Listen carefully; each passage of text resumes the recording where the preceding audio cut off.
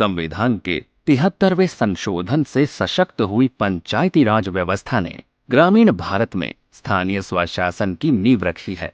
लेकिन पेसा अधिनियम यानी पंचायत उपबंध अनुसूचित क्षेत्रों तक विस्तार अधिनियम 1996 ने देश की लगभग 8.5% ग्रामीण जनजातीय आबादी के हितों, पारंपरिक अधिकारों, प्राकृतिक संसाधनों पर हक और जनजातीय विकास को सुनिश्चित किया है। इस अधिनियम ने जनजातीय क्षेत्रों में जनजातीय परंपराओं और अधिकारों को सुरक्षित रखते हुए वहां ग्राम स्वराज की अवधारणा को जमीन पर उतारने में महत्वपूर्ण भूमिका निभाई है।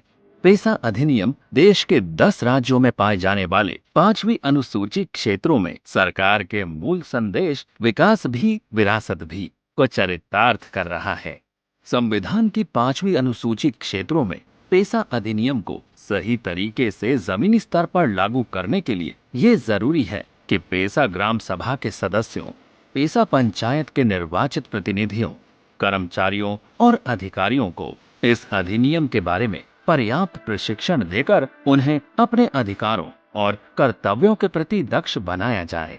ये प्रशिक्षण पेसा ग्राम सभाओं को मिले विशेष अधिकारों को बताने के साथ ही पेसा के मुख्य विषयों जैसे कि लघु खनिज, लघु वनोपज, जनजाति के भू संपदा अधिकार, सूदखोरी और मादक पदार्थों पर नियंत्रण, विवाद समाधान की पारंपरिक विधाओं आदि पर ग्रामीण जनजातियों को जागरूक भी करेगा। इसी बात को ध्यान में रखते हुए पंचायती राज मंत्रालय ने पेसा मुख्य विषयों के लिए प्रशिक्षण मॉड्यूल विकसित किए हैं।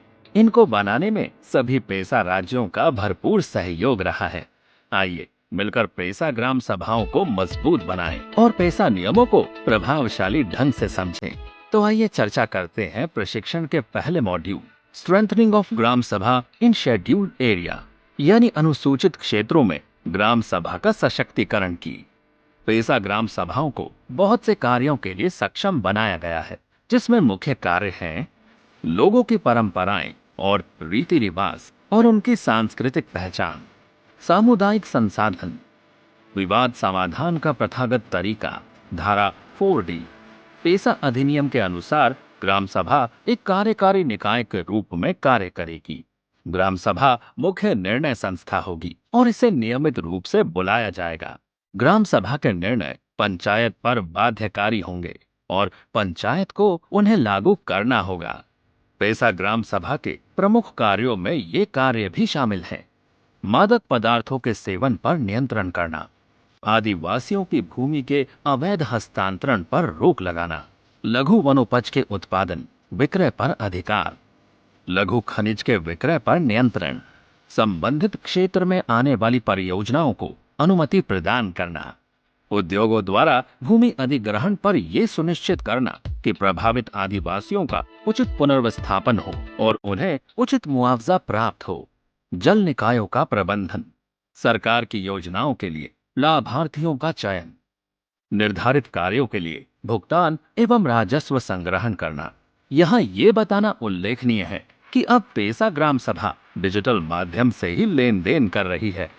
पेसा अधिनियम में सशक्त ग्राम सभा का प्रावधान गांव के विकास में जनजातियों की सीधी भागीदारी को सुनिश्चित करता है।